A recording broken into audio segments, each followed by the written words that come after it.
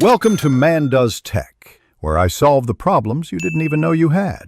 Engage the parking brake and put the transmission in park or neutral. Walk around the car quickly to verify tires, fluid leaks, and clearances. Do not start if anything looks unsafe.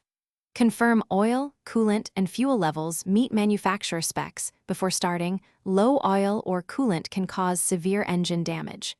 Check the dashboard for amber or red warnings and clear any active faults. Resolve maintenance lights first. If you tow or jump a 911, follow Porsche guidance to avoid electrical damage and ensure battery. For keyless start, press the brake and push the engine start button once. Do not hold the button unless you need to cycle accessories. For automatic transmissions, ensure the selector is in P and your foot remains on the brake during start. For manual cars, press the clutch fully and hold it down while starting to prevent accidental movement. Use first gear only when ready to drive.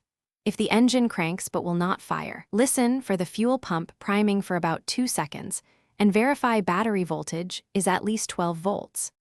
Let the engine idle for 30-60 seconds to restore oil pressure before driving hard, and do not rev the engine cold. Avoid high RPM or heavy load until the coolant reaches operating temperature and oil is warm, typically a few minutes in normal conditions.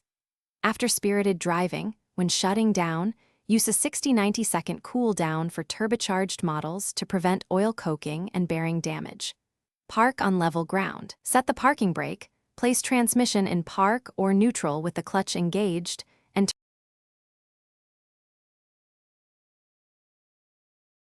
Thanks for watching. If you found this helpful, don't forget to like and subscribe.